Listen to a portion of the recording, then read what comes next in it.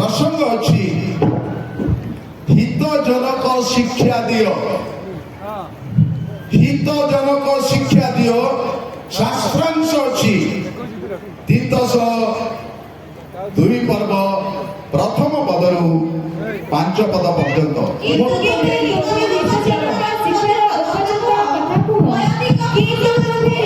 दयाकरी मो कहिनी पढ़िबा पई हेलो मो कहिनी पढ़िबा पई मो समस्त का पई पढुची ध्यान दियंतु गोछ माने समस्त आग्रह बाइबल पढ़िबा पई मो आपन को धन्यवाद दउची किंतु समस्त निमंते आमे पढ़िबा आपण माने माडगोड़ हेबे झिकाटना हेबे ए पढ़िबो से पढ़िबो माइक रे डिस्टर्ब हो हेति पई आपण को जते बेले कहिबी सेते बेले पिला माने पाठ करिवे दया करी तीतस तार दुई पर्व प्रथम पांच पद आमे पढ़िबा किंतु तुम्हें हितजनक शिक्षा उपयुक्त कथा कह वयोधिक पुरुष मान को मित भोगी गंभीर सुबुद्धि पुणी विश्वास प्रेम और धैर्य सबल होगा पुणी वयोधिका स्त्री मानू सेहीपरि पर निंदुका और मद्यपान आसक्ता न हो सुधाचारिणी हेबाकू और सुशिक्षा देवाकू अनुरोध कर ईश्वर वाक्य जेपरी निंदित न हुए एथि निमंते से माने युवक मानू युवती मानू पतिव्रता संतान वत्सला सुबुद्धि सती सुगृहिणी सुशीला और अपना अपना स्वामी बसीभूता हेबाकू शिक्षा दियंतु छपद मध्य पढ़ा सेही परि युवक मानू सर्व विषय सुबुद्धि हेबा पई उत्साह दिय प्रभु ए पतित शास्त्र वाक्य उपरे श्रवण रे आशीर्वाद करंतु प्रिय प्रभु को दास दासी भाई भणी माने तीतस निकट को प्रेरित पाउलंकर पत्र कारण बाइबल रे ए नूतन नियम रे तीतस जड़े स्वतंत्र व्यक्ति अटंती कारण प्रेरित पाउल जानती जे तीतस कृति दीप को जीव एवं प्राचीन मानक से नियुक्त कर पाउल तीतस को ए आदेश दियंती एवं कृति दीप को पठाउछंती तुमे जाई मंडलीर तत्वावधान करिबो अर्थात विशेष करी प्राचीन मानक मंडली मध्य तुम नियुक्त कर तीतस जने पालक नथिले तिमोथी जेपरि एफिसिया मंडलीर पालक थिले तीतस सेपरि जने पालक नथिले से प्राचीन मानक नियुक्त करिवार दायित्व प्रेरित पाउल तांको हाथ रे समर्पण कले कारण जेतेबेले मंडल मध्य समस्या उठे तीतस को पठाउथिले पाउल कृति रे थिबा मंडली रे समस्या को से समाधान करिवे एवं समस्त विषय को शांति श्रृंखलित भाव रे विश्वासी मान जीवन रे आध्यात्मिक भाव रे चेतना देई प्रभु प्रति भय एवं प्रभु यीशु ख्रीष्ट को विश्वास करी से माने आध्यात्मिक जीवन यापन करिवे एहा भी प्रेरित पाउलंकर इच्छा थिला सेहि पई तीतस निकट को पत्र से लिखि तीतस जने ट्रावल सुटे अर्थात समस्या को संशोधन व समाधान करिवा जने व्यक्ति थिले एवं तीतस द्वितीय रे जने से पीस मार्केट से कौन करती शांति स्थापन करती ପିସ୍ ମେକର ଭାବରେ ସେ ମଣ୍ଡଳୀକୁ ଯାଇ ଶାନ୍ତି ସ୍ଥାପନ କରନ୍ତି। ତାଙ୍କ ତିତସକୁ ପିସ୍ ମେକର ବୋଲି କୁହାଯାଏ ଏବଂ ତିତସକୁ କୁହାଯାଏ ଆଡମିନିଷ୍ଟ୍ରେଟର ଭାବରେ ପାଉଲ ତାହାକୁ ନିଯୁକ୍ତ କରିଥିଲେ।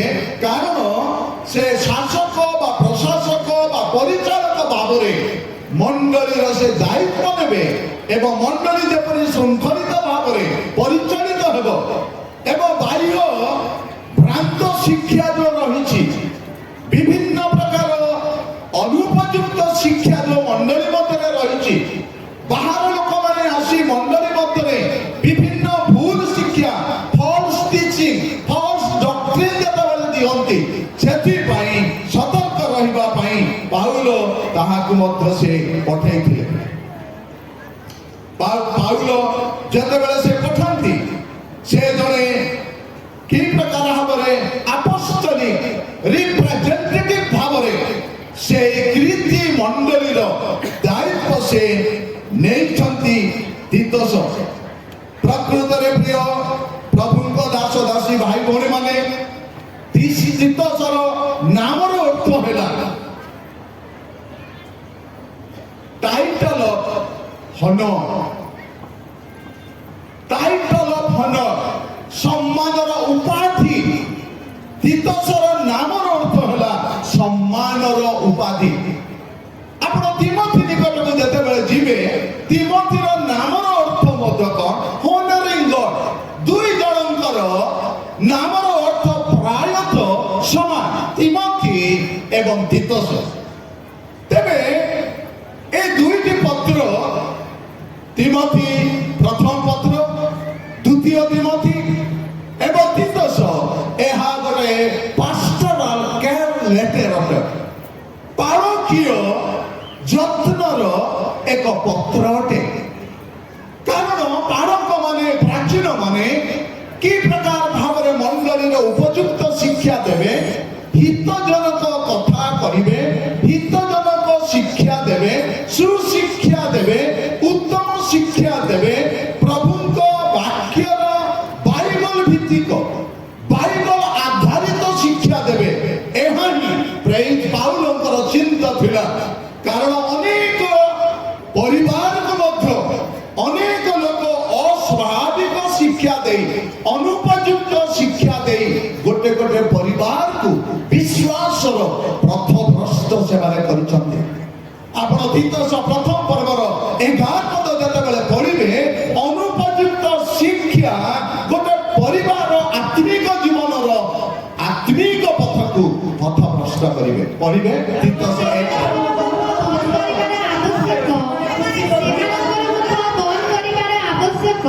ସେମାନେ କୁଶ୍ଚିତ ଧନଲାଭ ନିମନ୍ତେ ଅନୁପଯୁକ୍ତ ଶିକ୍ଷା ଦେଇ ଗୋଟିଏ ଗୋଟିଏ ପରିବାରକୁ ସମ୍ପୂର୍ଣ୍ଣ ରୂପେ ପଥଭ୍ରଷ୍ଟ କରନ୍ତି।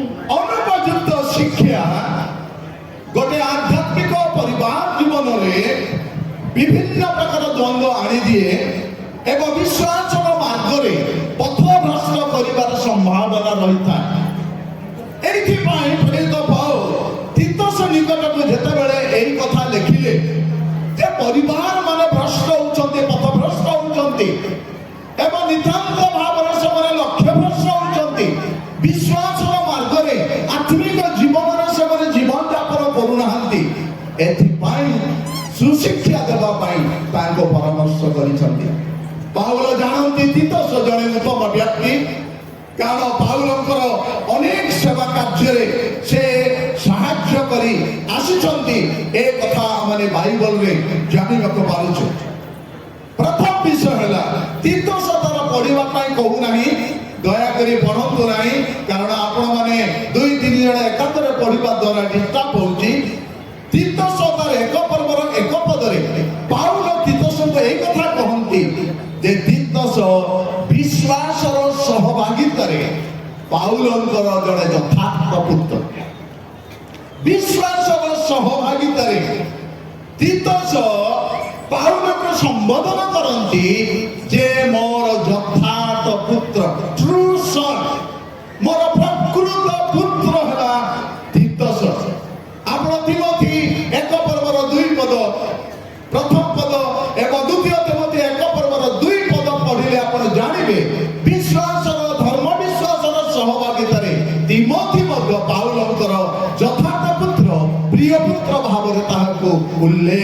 କରିଛନ୍ତି। ପ୍ରଥମ ବିଷୟ ହେଲା ତିତସ ପାଉଲଙ୍କର ବିଶ୍ୱାସର ସହଭାଗିତାରେ ପାଉଲଙ୍କର ଯଥାର୍ଥ ପୁତ୍ର। ଦ୍ୱିତୀୟ ବିଷୟ ଦ୍ୱିତୀୟ କରନ୍ତି ତାର 2:13 ସେହି ସମସ୍ତ ବିଷୟ ମଧ୍ୟ ଆମ୍ଭେମାନେ ମନୁଷ୍ୟର ଜ୍ଞାନ ଦ୍ୱାରା ଶିକ୍ଷିତ ବାକ୍ୟରେ କହିନଥାଉ, ମାତ୍ର ଦୟାକରି ଯେବେ ଆମ୍ଭେମାନେ ଅଭିଷେକ ହେଉ ନ ଦେଖି ମୋହନ ଭାଇ ତିତସଙ୍କୁ ନ ଦେଖି ଆତ୍ମାରେ ଶାନ୍ତି ନ ପାଇବାରୁ ସେମାନଙ୍କ ଠାରୁ ବିଦାୟ ଘେନି ମାକିଦନିଆକୁ ପ୍ରସ୍ଥାନ କଲେ। ଦୟାକରି ମୁଁ ଯାହା କହିବି ଆପଣ ପଢ଼ନ୍ତୁ, ମୁଁ ଯୋଉଟା କହୁନି ଆପଣ ମାନେ ଧ୍ୟାନ ସହିତ ଶୁଣନ୍ତୁ। ଦ୍ୱିତୀୟ ବିଷୟ ତିତସଙ୍କୁ ପ୍ରେରିତ ପାଉଲ ଭାଇ ବୋଲି ସମ୍ବୋଧନ କଲେ। ଯଦିଓ ପ୍ରେରିତ ପାଉଲଙ୍କର ପ୍ରଚାରରେ ସେ କନଭର୍ଟ ହେଇଛନ୍ତି, କାରଣ ତିତସ ଯିହୁଦୀ ଲୋକ ନଥିଲେ, ସେ ଗ୍ରୀକ ଲୋକ ଥିଲେ ଏବଂ ପାଉଲଙ୍କର ପ୍ରଚାର ଦ୍ୱାରା ପ୍ରଭାବିତ ହୋଇ ଅନୁପ୍ରାଣିତ ହୋଇ ତିତସ ଯେତେବେଳେ ପ୍ରଭୁ ଯୀଶୁ ଖ୍ରୀଷ୍ଟଙ୍କୁ ବିଶ୍ୱାସ କଲେ ଏବଂ ବିଶ୍ୱାସ ଅବଲମ୍ବନ କଲେ, ତାକୁ ଭାଇ ବୋଲି ଦ୍ୱିତୀୟ କରନ୍ତି 2:13 ତାହାକୁ କହିଛନ୍ତି। ତୃତୀୟ ବିଷୟ ତିତସଙ୍କୁ ସେ କହନ୍ତି ଦ୍ୱିତୀୟ କରନ୍ତି 7:6 ତାଙ୍କର ଉପସ୍ଥିତି ମଣ୍ଡଳୀକୁ ସାନ୍ତ୍ୱନା ଦିଏ। ପାଉଲ ଜାଣନ୍ତି ଯେ ଯୋଉ ଜାଗାରେ ଅଶାନ୍ତି ଅଛି, ବିଶୃଙ୍ଖଳା ଅଛି, ବିଭିନ୍ନ ପ୍ରକାର ବ୍ୟତିକ୍ରମ ଖ୍ରୀଷ୍ଟୀୟ ବିଧି ବ୍ୟତିକ୍ରମ ଘଟୁଛି, ସେଇ ଜାଗାରେ ତିତସ ଯାଇ ଯେତେବେଳେ ପହଞ୍ଚୁଥିଲେ ଲୋକମାନଙ୍କର ଆନନ୍ଦର କାରଣ ଏବଂ ଲୋକମାନଙ୍କର ସାନ୍ତ୍ୱନାର କାରଣ ଥିଲେ। ଚତୁର୍ଥ ବିଷୟ ଦ୍ୱିତୀୟ କରନ୍ତି 8:16 ଏବଂ 17 ପ୍ରେରିତ ପାଉଲ କହନ୍ତି ଈଶ୍ୱରଙ୍କର ସେବା କାର୍ଯ୍ୟରେ ତିତସ ଜଣେ ଉଦ୍ଯୋଗୀ ଥିଲେ। ପ୍ରଭୁଙ୍କ ସେବାରେ ତିତସ ଜଣେ ଉଦ୍ଯୋଗୀ ବ୍ୟକ୍ତି ବୋଲି ପାଉଲ ତାହାକୁ ପ୍ରଶଂସା କରିଛନ୍ତି। ପଞ୍ଚମରେ ଦ୍ୱିତୀୟ କରନ୍ତି 8:23 ତିତସ ପ୍ରେରିତ ପାଉଲଙ୍କର ସହଭାଗୀ, ପାର୍ଟନର ଓ ସହକର୍ମୀ ଭାବରେ ତାହାକୁ ପ୍ରକାଶ କରିଛନ୍ତି। ଫେଲୋ ୱାର୍କର ଭାବରେ, ପାଉଲଙ୍କର ଆସିଷ୍ଟାଣ୍ଟ ଭାବରେ, ପାଉଲଙ୍କର ମିଶନାରୀ ଯାତ୍ରାରେ ତିତସ ମିଶନାରୀ କାର୍ଯ୍ୟ ପାଉଲଙ୍କର ସହକର୍ମୀ ଭାବରେ, କୋ-ୱାର୍କର ଭାବରେ କି ଫେଲୋ ୱାର୍କର ଭାବରେ ସେ କାର୍ଯ୍ୟ କରିଛନ୍ତି। ଏଥିପାଇଁ ପାଉଲ ତାହାଙ୍କୁ ପ୍ରଶଂସା ନ କରି ରହିପାରୁନାହାନ୍ତି। ଷଷ୍ଠ ବିଷୟ ଯେତେବେଳେ ତିତସଙ୍କ ବିଷୟରେ ମଣ୍ଡଳୀକୁ କହନ୍ତି, ତିତସ ଯୋଉ ଆତ୍ମାରେ ଆଚରଣ କରୁଛି, ମୁଁ ମଧ୍ୟ ସେଇ ପ୍ରକାର ଆତ୍ମାରେ ଆଚରଣ କରୁଛି। ମୁଁ ଯେପରି ଯୀଶୁଙ୍କର ପଦଚିହ୍ନ ଦେଇ ଗତି କରୁଛି, ତିତସ ମଧ୍ୟ ସେଇ ପ୍ରକାର ପଦଚିହ୍ନରେ ଗତି କରୁଛି। ଆମମାନଙ୍କର ଆଚରଣ ଏକ ଆତ୍ମାରେ, ମୋର ଏବଂ ତିତସଙ୍କର। ପାଉଲ କହନ୍ତି ମୁଁ ଯୋଉ ପଦଚିହ୍ନ ଦେଇ ଗତି କରୁଛି ଖ୍ରୀଷ୍ଟଙ୍କର ପଦଚିହ୍ନ, ତିତସ ମଧ୍ୟ ସେଇ ପ୍ରକାର ଖ୍ରୀଷ୍ଟଙ୍କ ପଦଚିହ୍ନ ଦେଇ ଗତି କରୁଛନ୍ତି। ଏହି କଥା ପାଉଲ ଦ୍ୱିତୀୟ କରନ୍ତି 12:18 କହନ୍ତି। ଅବଶେଷରେ ଗାଲାତି ତାର 2:3 ତିତସ ପାଉଲଙ୍କୁ ମୋର ସଙ୍ଗୀ ବୋଲି କହିଛନ୍ତି। ସଙ୍ଗୀ କାରଣ ସବୁବେଳେ ପାଉଲ ତାଙ୍କର ମିଶନାରୀ ଯାତ୍ରା ସମୟରେ ତିତସଙ୍କୁ ପ୍ରାୟତଃ ବିଭିନ୍ନ ଜାଗାକୁ ନେଉଥିଲେ। ତାର ନୂଆ ନୂଆ ଅନୁଭୂତି ସେ ପ୍ରାପ୍ତ ହେଉଥିଲେ ଏବଂ ପ୍ରଭୁଙ୍କର ସେବା କାର୍ଯ୍ୟରେ ପ୍ରଶିକ୍ଷଣ ପାଉଲ ତିତସଙ୍କୁ ମଧ୍ୟ ପ୍ରଦାନ କରୁଥିଲେ। ପ୍ରିୟ ଭାଇ ଭଉଣୀମାନେ, ଏଥିପାଇଁ ପାଉଲ ଜାଣନ୍ତି ଯେ କ୍ରିତିରେ ଯୋଉ ମଣ୍ଡଳୀ ଅଛି, କ୍ରିତି ଦ୍ୱୀପରେ ଯୋଉ ମଣ୍ଡଳୀ ଅଛି, ମେଡିଟେରିଆନ୍ ସି ପାଖରେ ସେଇ କ୍ରିତି ଦ୍ୱୀପଟି ରହିଅଛି। ସେଥିପାଇଁ ତାହାଙ୍କୁ ସେଇ ଜାଗାକୁ ପଠାଉଥିଲେ, କାରଣ ସେଇ ମଣ୍ଡଳୀର ସମସ୍ତ ବିଷୟ ଯେପରି ଆଧ୍ୟାତ୍ମିକ ଜୀବନ ଯାପନ ସେମାନେ କରିପାରିବେ। ପ୍ରିୟ ବନ୍ଧୁଗଣ, এই প্রথম 5 পদ কি 6 পদ যে পড়িলু, তিতস তার 2 পর্ব প্রথম পদরু 6 পদ পর্যন্ত ଏହା ମଣ୍ଡଳୀରେ କି ପ୍ରକାର ଏକ ଉତ୍ତମ ଶିକ୍ଷା ଦିଆଯିବ, ଯାହାକି କୁହାଯାଉଛି ସାଉଣ୍ଡ ଟିଚିଂ ବା ସାଉଣ୍ଡ ଡକ୍ଟ୍ରିନ୍। এই ମଣ୍ଡଳୀରେ quality of the sound church, ଖ୍ରୀଷ୍ଟୀୟ ମଣ୍ଡଳୀରେ, ଆଧ୍ୟାତ୍ମିକ ମଣ୍ଡଳୀ ମଣ୍ଡଳୀରେ କିପରି ଆଧ୍ୟାତ୍ମିକ ଗୁଣ ସବୁ ରହିବା ଆବଶ୍ୟକ ତାହା ହିଁ ଏ ଦ୍ୱିତୀୟ ପର୍ବ ଦ୍ୱିତୀୟ ପର୍ବ ଆମମାନଙ୍କୁ ସୂଚାଇ ଦିଏ। କାରଣ ପ୍ରେରିତ ପାଉଲ କହନ୍ତି ହିତଜନକ ଶିକ୍ଷାର ଉପଯୁକ୍ତ କଥା କୁହ। ପ୍ରିୟ ଭାଇ ଭଉଣୀ ମାନେ, ଆମେ ଜାଣୁଛୁ ଯେ ଶିକ୍ଷା ଦିଏ ସେ ଶିକ୍ଷକ, যে বক্তৃতা দিয়ে সে বক্তা, যে পরিচালনা করে সে পরিচালক, এবং যে ভবিষ্যৎ বক্তা সে ভবিষ্যৎ বাক্য প্রচার করে, এবং পালক মানে মণ্ডলীর ফলর ঈশ্বরଙ୍କ ফলର প্রতিপাদন କରନ୍ତି।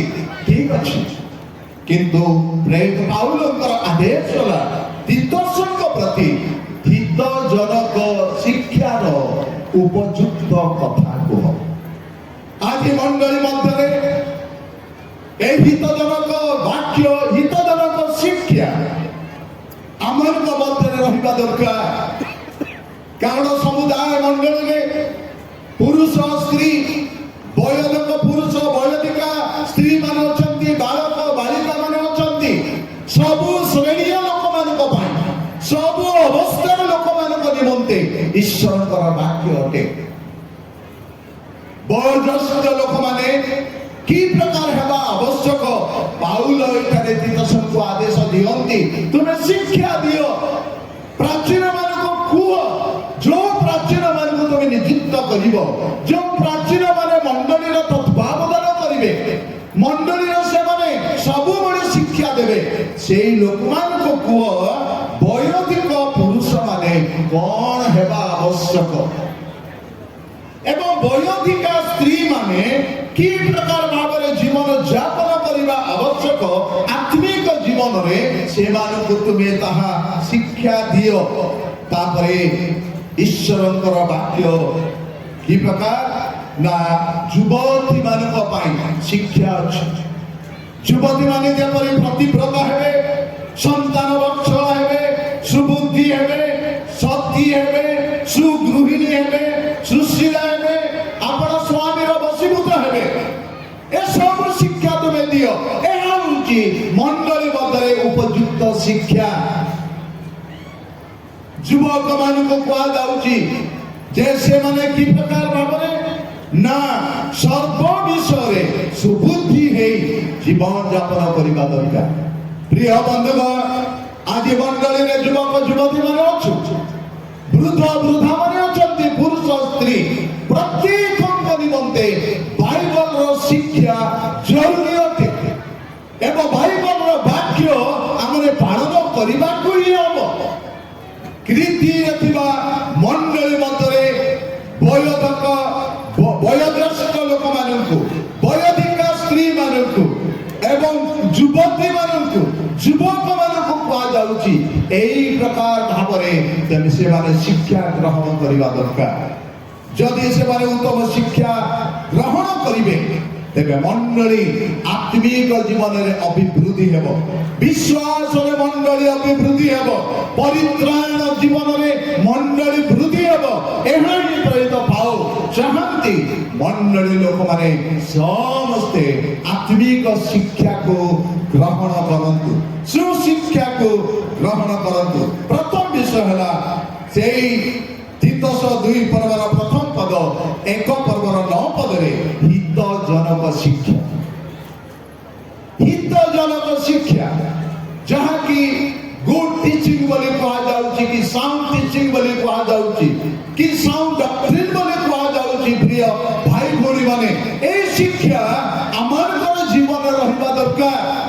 ଯେତେ ବଡ଼ ଲୋକ ଆମେ ବୟସରେ ଅଛୁ, ଆମମାନଙ୍କ ମଧ୍ୟରେ ଶିକ୍ଷା ନିତାନ୍ତ ପ୍ରয়োଜନ। କାରଣ ଶିକ୍ଷା ଗୋଟେ ବାଳକ ବାଳିକା ଠାରୁ ଶିଶୁ ଅବସ୍ଥାରୁ ଶିକ୍ଷା ପ୍ରତ୍ୟେକଙ୍କ ନିମନ୍ତେ ଦରକାର ଏବଂ ମରଣ ପର୍ଯ୍ୟନ୍ତ, ମୃତ୍ୟୁ ପର୍ଯ୍ୟନ୍ତ ପ୍ରତ୍ୟେକଙ୍କ ନିମନ୍ତେ ଶିକ୍ଷାର ପ୍ରୟୋଜନ ଅଛି। ଯଦି କୌଣସି ଲୋକ କହିବ ମତେ ଶିକ୍ଷା ଦରକାର ନାହିଁ, ମୁଁ ସବୁ ସୁଶିକ୍ଷିତ ହୋଇଛି, ମୁଁ ସବୁ ଜାଣିଛି, ସେହିପରି ଲୋକଙ୍କୁ କୁହାଯିବ ଜଣେ ବୋକା ବା ମୂର୍ଖ ବୋଲି।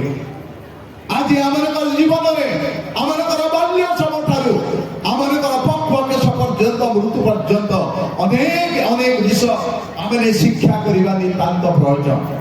କାରଣ ହିତଜନକ ଶିକ୍ଷା ଦ୍ୱାରା ଲୋକମାନେ ପ୍ରଭୁ ଯୀଶୁ ଖ୍ରୀଷ୍ଟଙ୍କର ପରିଚୟ ପାଇବେ ଏବଂ ପ୍ରଭୁ ଯୀଶୁ ଖ୍ରୀଷ୍ଟଙ୍କୁ ନିଜର ବ୍ୟକ୍ତିଗତ ପରିତ୍ରାଣକର୍ତ୍ତା ପ୍ରଭୁ ବୋଲି ଗ୍ରହଣ କରି ଆତ୍ମିକ ଜୀବନରେ ସେମାନେ ଅଭିବୃଦ୍ଧି ହେବେ। ଶିକ୍ଷାର ଅଭାବରେ ଈଶ୍ୱରଙ୍କର ବାକ୍ୟର ଅଭାବରେ ଲୋକମାନେ ବିନଷ୍ଟ ହୁଅନ୍ତି ଏବଂ ଆତ୍ମିକ ଜୀବନରେ ସେମାନେ ବିନଷ୍ଟ ହୁଅନ୍ତି। ପ୍ରିୟ ବନ୍ଧୁଗ, ସେଥିପାଇଁ ହିତପଦ 22 ପର୍ବର 6 ପଦରେ କୁହାଯାଏ, ବାଳକର ଗନ୍ତବ୍ୟ ପଥରେ ତାହାକୁ ଶିକ୍ଷିତ କର, ତହିଁରେ ସେ ବୃଦ୍ଧ ହେଲେ ତହିଁରୁ ବିମୁଖ ହେବ ନାହିଁ। ପାଉଲ ମଧ୍ୟ ଏଫିସି ମଣ୍ଡଳୀର ଖ୍ରୀଷ୍ଟୀୟ ପରିବାର ପିତାମାନଙ୍କୁ ଏହି କଥା କହନ୍ତି, ତୁମର ପିଲାମାନଙ୍କୁ ତୁମେ ବିରକ୍ତ କର ନାହିଁ, ଶିକ୍ଷା ଚେତନ ଦ୍ୱାରା ସେମାନଙ୍କୁ ପ୍ରତିପାଳନ କର। ପ୍ରିୟ ବନ୍ଧୁଗଣ, ଶିକ୍ଷା ଯେ ପିଲାମାନଙ୍କ ପାଇଁ ଆବଶ୍ୟକତା ନୁହଁ, ବଡ଼ ଲୋକମାନଙ୍କ ପାଇଁ ମଧ୍ୟ ଶିକ୍ଷା ଦରକାର। ଆମେ ସବୁ ବିଷୟରେ ଶିକ୍ଷା ଗ୍ରହଣ କରିବା ଦରକାର। ଜାଗତିକ ଶିକ୍ଷା ତ ରହିଛି, କିନ୍ତୁ ଆମଙ୍କର ପାରମାର୍ଥିକ ଶିକ୍ଷା ନିତାନ୍ତ ଆମଙ୍କର ଆତ୍ମିକ ଜୀବନକୁ ଅଭିବୃଦ୍ଧି କରେ, ଆମଙ୍କର ସୁଗଠନ କରେ ଏବଂ ଆତ୍ମିକ ଜୀବନରେ ବୃଦ୍ଧିପ୍ରାପ୍ତ ହୋଇ ପ୍ରଭୁଙ୍କ ରାଜ୍ୟରେ ପ୍ରବେଶ କରିବା ପାଇଁ ସହାୟକ ହୁଏ। ତେଣୁ ହିତଜନକ ଶିକ୍ଷା ନିତାନ୍ତ ଆବଶ୍ୟକ। ଦ୍ୱିତୀୟ ବିଷୟ, ପ୍ରଥମ ତିମୋଥୀ 4 ପର୍ବର 6 ପଦରେ ପ୍ରେରିତ ପାଉଲ କହିଲେ, ତୁମେ ଯେବେ ଜଣେ ଖ୍ରୀଷ୍ଟୀୟ ନେତା ହେବା ପାଇଁ ଚାହୁଁଛ, ଉତ୍ତମ ଯୁଦ୍ଧରେ ପ୍ରାଣପଣ କରିବା ପାଇଁ, ଉତ୍ତମ ଯୁଦ୍ଧ କରିବା ପାଇଁ ଚାହୁଁଛ, ତୁମକୁ ଉତ୍ତମ ଶିକ୍ଷା ଆବଶ୍ୟକ। ପ୍ରିୟ ବନ୍ଧୁଗଣ, ଏ ଜଗତରେ ଅନେକ ସମସ୍ୟାର ସମ୍ମୁଖୀନ ହଉଛୁ, ଅନେକ ଆତ୍ମିକ ଯୁଦ୍ଧରେ ଆମେ ସମ୍ମୁଖୀନ ହଉଛୁ, କିନ୍ତୁ ଈଶ୍ୱରଙ୍କର ବାକ୍ୟର ଉତ୍ତମ ଶିକ୍ଷା ଆମମାନଙ୍କ ପାଇଁ ପ୍ରୟୋଜନ, ଯେଉଁ ଉତ୍ତମ ଶିକ୍ଷା ଦ୍ୱାରା ଆମମାନଙ୍କର ଆଧ୍ୟାତ୍ମିକ ଜୀବନର ଅଭିବୃଦ୍ଧି ଏବଂ ପରିପୃଷ୍ଟ ସାଧିତ ହେବାକୁ ଯାଇଥାଏ। ତେଣୁ ହିତପଦ 4 ପର୍ବର 2 ପଦରେ ଜ୍ଞାନୀ ସୋଲୋମନ ଏହି କଥା କହନ୍ତି, ମୁଁ ତୁମକୁ ଉତ୍ତମ ଶିକ୍ଷା ଦେଇଅଛି। ଆଜି ପିତାମାତା ଭାବରେ ଆମର ପିଲାମାନଙ୍କୁ ଉତ୍ତମ ଶିକ୍ଷା ଦେବା ଦରକାର। ଆଜି ବଡ଼ ଲୋକ ଭାବରେ ଈଶ୍ୱରଙ୍କର ବାକ୍ୟ ଠାରୁ, ପ୍ରଭୁଙ୍କର ଦାସ ଦାସୀମାନଙ୍କ ଠାରୁ ଉତ୍ତମ ଶିକ୍ଷାକୁ ଶ୍ରବଣ କରିବା, ଗ୍ରହଣ କରିବା, ପାଳନ କରିବା ପାଇଁ ପ୍ରଭୁ ଆମମାନଙ୍କୁ ସେହି ଅନୁଗ୍ରହ କରନ୍ତୁ। ଏବଂ ତିତସ 2 ପର୍ବର ସେହି 3 ପଦରେ ତିତସଙ୍କୁ ପାଉଲ କହିଲେ, ଲୋକମାନଙ୍କୁ ଆଦେଶ ଦିଅ, ଯେଉଁ ପ୍ରାଚୀନ ମାନେ ମଣ୍ଡଳୀର ତତ୍ତ୍ୱାବଧାନ କରିବେ, ସେମାନେ ମଣ୍ଡଳୀରେ ସର୍ବଦା ସୁଶିକ୍ଷା ଦିଅନ୍ତୁ। ସୁଶିକ୍ଷା ଦିଅନ୍ତୁ। ପରମେଶ୍ୱର ଚାହାନ୍ତି ଯେ ଆମେ ଯେପରି ସୁଶିକ୍ଷିତ ହେବା, ଆମର ପିଲାମାନେ ଆଧ୍ୟାତ୍ମିକ କ୍ଷେତ୍ରରେ ସୁଶିକ୍ଷା ଯେପରି ଲାଭ କରିବେ। ପ୍ରେରିତ ମଣ୍ଡଳୀରେ ଯେତେବେଳେ ଘରେ ଘର ଶିକ୍ଷା ଦିଆଯାଉଥିଲା, ମନ୍ଦିରର ଶିକ୍ଷା ଦିଆଯାଉଥିଲା ଏବଂ ଲୋକମାନେ ପ୍ରେରିତ ମାନଙ୍କର ଶିକ୍ଷାରେ, ସହଭାଗିତାରେ, ରୁଟି ଭାଙ୍ଗିବାରେ, ପ୍ରାର୍ଥନା କରିବାରେ ନିବିଷ୍ଟ ଚିତ ହୋଇ ସେମାନେ ରହୁଥିଲେ। କାରଣ ଶିକ୍ଷା ମଣ୍ଡଳୀରେ ଆବଶ୍ୟକ, ଶିକ୍ଷା ନିଜ ପରିବାରରେ ଆବଶ୍ୟକତା ଅଛି। ଘରେ ଘରେ ଶିକ୍ଷା ଦିଆଯାଉଥିଲା। ପ୍ରିୟ ବନ୍ଧୁଗଣ, ଘରେ ଘରେ ଶିକ୍ଷା ନିତାନ୍ତ ଆବଶ୍ୟକ। ମଣ୍ଡଳୀରେ, ଉପାସନାରେ ଈଶ୍ୱରଙ୍କର ବାକ୍ୟର ଶିକ୍ଷା ନିତାନ୍ତ ପ୍ରয়োଜନ। ମାର୍କ 1 ପର୍ବର 27 ପଦରେ ପ୍ରଭୁ ଯୀଶୁ ଖ୍ରୀଷ୍ଟ ଯେଉଁ ଶିକ୍ଷା ଦେଉଥିଲେ, ସର୍ବସାଧାରଣ ତାଙ୍କର ଶିକ୍ଷାରେ ଆଶ୍ଚର୍ଯ୍ୟାନ୍ୱିତ ହେଉଥିଲେ।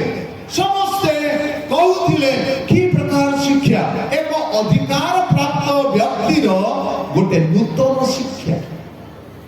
କାରଣ ଫାରୁସୀ ମାନଙ୍କର, କରଗ୍ରାହୀ ମାନଙ୍କର ଶିକ୍ଷା, ଶାସ୍ତ୍ରୀ ମାନଙ୍କର ଶିକ୍ଷା ଠାରୁ ପ୍ରଭୁ ଯୀଶୁ ଖ୍ରୀଷ୍ଟଙ୍କର ଶିକ୍ଷା ଭିନ୍ନ ଥିଲା, ସ୍ୱତନ୍ତ୍ର ଥିଲା। ତେଣୁ ସେଦିନ ପ୍ରଭୁ ଯୀଶୁ ଖ୍ରୀଷ୍ଟ ଶିଷ୍ୟମାନଙ୍କୁ, ପ୍ରେରିତ ମାନଙ୍କୁ କହିଲେ ଯେ ଫାରୁସୀ ଏବଂ ସାଧୁକୀ ମାନଙ୍କର ଶିକ୍ଷା ଠାରୁ ତୁମେ ସାବଧାନ ରୁହ। କାରଣ ସେମାନେ ଯୀଶୁଙ୍କ ପରି ଶିକ୍ଷା ଦଉନଥିଲେ। ଯୀଶୁ ଯେଉଁ ପ୍ରକାର ଭାବରେ ଶିକ୍ଷା ଦଉଥିଲେ, ତାହା ଲୋକମାନଙ୍କର ଜୀବନକୁ ପରିବର୍ତ୍ତନ କରୁଥିଲା, ମାନସିକ ଭାବରେ ପରିବର୍ତ୍ତିତ ସହିତ ଆତ୍ମିକ ଭାବରେ ହୃଦୟ ସହିତ ସେମାନେ ପରିବର୍ତ୍ତିତ ହେଉଥିଲେ ଏବଂ ପ୍ରଭୁ ଯୀଶୁ ଖ୍ରୀଷ୍ଟଙ୍କର ପଶ୍ଚାତଗମନ କରୁଥିଲେ। ପ୍ରଭୁ ଯୀଶୁ ଖ୍ରୀଷ୍ଟଙ୍କ ମଧ୍ୟ ସେମାନେ ବିଶ୍ୱାସ କରୁଥିଲେ ଏବଂ ପବିତ୍ର ଆତ୍ମାଙ୍କର ଶିକ୍ଷା ପ୍ରଥମ ଜହନ 2:27 ପଦରେ ଜହନ ଏ କଥା କହନ୍ତି, ଯୋଉ ଅଭିଷେକ ତମଠାରେ ଅଛି ତୁମମାନଙ୍କୁ କେହି ଯେ ଶିକ୍ଷା ଦବ ଏପରି ବିଷୟ କିଛି ନାହିଁ, କାରଣ ତୁମେ ଜାଣିଛ ଆରମ୍ଭରୁ ଯୋଉ ଅଭିଷେକ ତମେ ପାଇଛ ଏବଂ ତଦ୍ୱାରା ତୁମେ ଶିକ୍ଷିତ ହୋଇଅଛ। ଶିକ୍ଷା ପବିତ୍ର ଆତ୍ମା ଆମମାନଙ୍କୁ ଶିକ୍ଷା ଦିଅନ୍ତି। ପରମେଶ୍ୱର ଆମମାନଙ୍କର ଉତ୍ତମ ଶିକ୍ଷକ, ସେ ଆମମାନଙ୍କୁ ଶିକ୍ଷା ଦିଅନ୍ତି।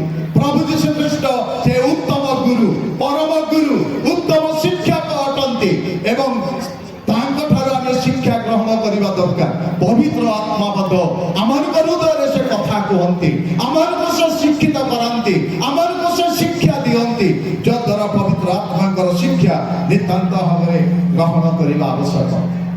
ରୋମିଓ ମଣ୍ଡଳୀ ନିକଟକୁ ପ୍ରେରିତ ପାଉଲ କହିଲେ 6:17 ପଦରେ ଆଦର୍ଶ ଶିକ୍ଷା, ଆଦର୍ଶ ଶିକ୍ଷା ଆଧ୍ୟାତ୍ମିକ ଜୀବନରେ ଆମମାନଙ୍କର ଆଦର୍ଶ ଶିକ୍ଷା ନିତାନ୍ତ ଜରୁରୀ।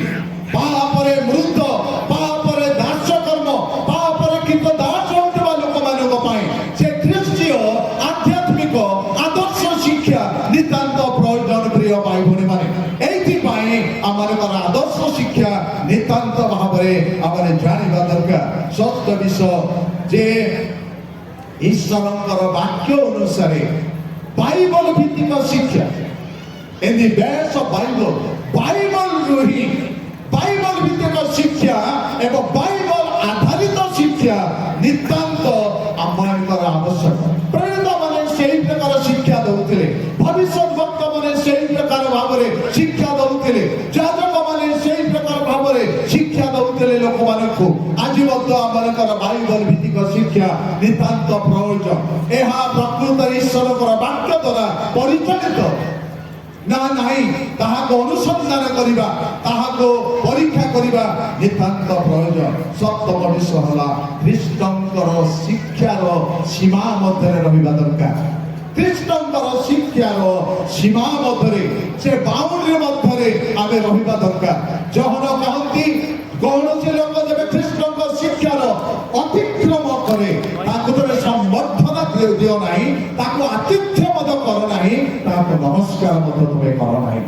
ପ୍ରିୟ ବନ୍ଧୁଗଣ, ଆଗରୁ ଆଜି ପର୍ଯ୍ୟନ୍ତ ମଣ୍ଡଳୀ ମଧ୍ୟରେ ଭ୍ରାନ୍ତ ଶିକ୍ଷା ପ୍ରବେଶ କରି ଆସିଛି। ଆମେ ଜାଣି ରଖିବା ଦରକାର କୋଉଟା ଭ୍ରାନ୍ତ ଶିକ୍ଷା, କୋଉଟା ଖ୍ରୀଷ୍ଟଙ୍କର ଶିକ୍ଷା, କୋଉଟା ଭ୍ରାନ୍ତ ଶିକ୍ଷା, କୋଉଟା ବାଇବଲ ଭିତ୍ତିକ ଶିକ୍ଷା ବୁଝିବା ଦରକାର। ତାହା ହିଁ ପ୍ରଭୁ ଆମମାନଙ୍କ ଜୀବନରେ ସେହି ଅନୁଗ୍ରହ, ସେହି ଆଶୀର୍ବାଦ ଆମମାନଙ୍କ ଜୀବନରେ ପ୍ରଭୁ ପ୍ରଦାନ କରନ୍ତୁ।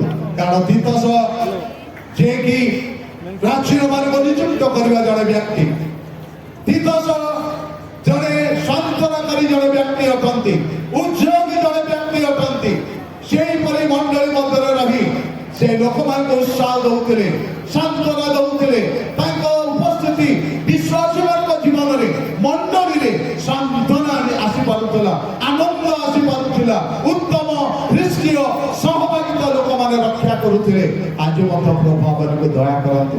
ଯଦିଓ ତିତସ ପତ୍ରରେ ମାତ୍ର 3ଟି ପର୍ବ ଅଛି, ତାହା ବର୍ତ୍ତମାନ ଯୁଗ ନିମନ୍ତେ ନିତାନ୍ତ ଉପଯୋଗୀ। ଆମମାନଙ୍କର ମଣ୍ଡଳୀ ନିମନ୍ତେ ପ୍ରତ୍ୟେକଙ୍କର ଆଧ୍ୟାତ୍ମିକ ଜୀବନ, ଆଧ୍ୟାତ୍ମିକ ଶିକ୍ଷା, ଆଧ୍ୟାତ୍ମିକ ଉପଦେଶ, ଆଧ୍ୟାତ୍ମିକ ପ୍ରେରଣା ଆମମାନଙ୍କ ମଧ୍ୟରେ ରହିବା ଦରକାର। ପ୍ରଭୁ ଏ ଦିନମାନଙ୍କରେ ପ୍ରଭୁ ପ୍ରତ୍ୟେକଙ୍କୁ ଆଶୀର୍ବାଦ କରନ୍ତୁ। ଆମମାନଙ୍କର ଉତ୍କଳ ବାପ୍ଟିଷ୍ଟ ମଣ୍ଡଳୀ ସମିତିର ଅନ୍ତର୍ଗତ ପ୍ରତ୍ୟେକ ମଣ୍ଡଳୀ, ପ୍ରତ୍ୟେକ ଶାଖା ମଣ୍ଡଳୀ, ପ୍ରତ୍ୟେକ ପରିବାର, ପ୍ରତ୍ୟେକ ବ୍ୟକ୍ତି ଯେପରି ହିତଜନକ ଶିକ୍ଷା ପ୍ରତି ଆମେ ମନୋଯୋଗୀ ହେବା ଦରକାର। ଯେପରି ଉପଯୁକ୍ତ ଶିକ୍ଷା ଦ୍ୱାରା, ଉତ୍ତମ ଶିକ୍ଷା ଦ୍ୱାରା, ସୁଶିକ୍ଷା ଦ୍ୱାରା ଆମେ ଯେପରି ଆତ୍ମିକ ଜୀବନର ଅଭିବୃଦ୍ଧି ଘଟିବା ଏବଂ ଆମର ପିଲାମାନେ ଯେପରି ଅଭିବୃଦ୍ଧି ହେବେ ଆତ୍ମିକ ଜୀବନରେ, ବିଶ୍ୱାସ ଜୀବନରେ, ପ୍ରଭୁ ସେହିପରି ଅନୁଗ୍ରହ ଆଶୀର୍ବାଦ କରନ୍ତୁ। ଏ ସମସ୍ତ ବାକ୍ୟ ଦ୍ୱାରା ଆମମାନଙ୍କ ଜୀବନକୁ ପ୍ରଭୁ ନିତାନ୍ତ ଭାବରେ ଉତ୍ସାହିତ କରନ୍ତୁ। ପ୍ରଭୁ ଏ ସମସ୍ତ ବାକ୍ୟ ଦ୍ୱାରା ଆମମାନଙ୍କ ପ୍ରତ୍ୟେକଙ୍କୁ ଆଶୀର୍ବାଦ କରନ୍ତୁ ଆମେ ଏହି ସମୟରେ ମୁଁ ଅନୁରୋଧ କରିବି ଆମମାନଙ୍କର ପ୍ରଫେସର ରାଜପତି ପାଣି ସମ୍ମୁଖକୁ ଆସିବେ ସେ ପ୍ରାର୍ଥନା ଉତ୍ସର୍ଗ କରିବେ ଧନ୍ୟବାଦ।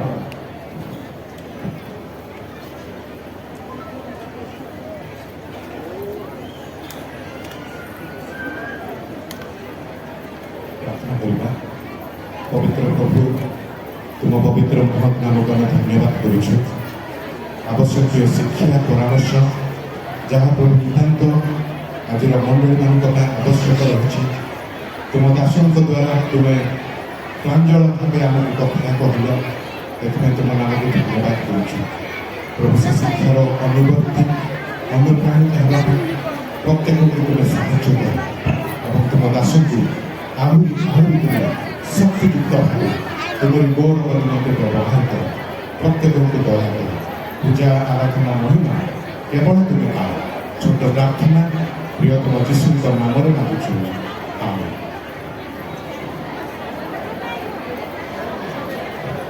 ସମସ୍ତ ବର୍ତ୍ତମାନ ଆମେ ଉଭା ହେଇଯିବା ଶେଷ ଆଶୀର୍ବାଦ ଭିକ୍ଷା କଲା ପରେ ଆଜିର ଏହି ସଭା ସାଙ୍ଗ କରିବା।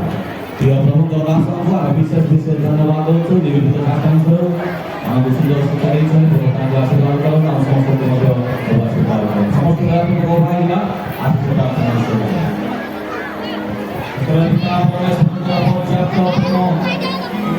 पुत्र प्रभु यीशु ख्रीष्टଙ୍କର ଅନୁଗ୍ରହ ଏବଂ ଦୟା ନିତ୍ୟ ନିତ୍ୟ ସାହାଯ୍ୟକାରୀ ଧର୍ମାତ୍ମା ପରମେଶ୍ୱରଙ୍କ ସୁମଧୁର ଚାଳନା ପ୍ରେରଣା ସହଭାଗିତା ଏବେ ପୁଣି ସଦା ସର୍ବଦା ଆମେ ଯେତେ ଲୋକ ଏଠାରୁ ସମସ୍ତଙ୍କର ସଙ୍ଗେ ସଙ୍ଗେ ତଥାପି ପ୍ରତ୍ୟେକ ଖ୍ରୀଷ୍ଟ ବିଶ୍ୱାସୀମାନଙ୍କର ସଙ୍ଗେ ସଙ୍ଗେ ବିଶେଷ କରି ଆଜି ସଭାରେ ଉପସ୍ଥିତ ସଙ୍ଗେ ସଙ୍ଗେ ବାହୁଲ୍ୟ ଭାବରେ ସମସ୍ତ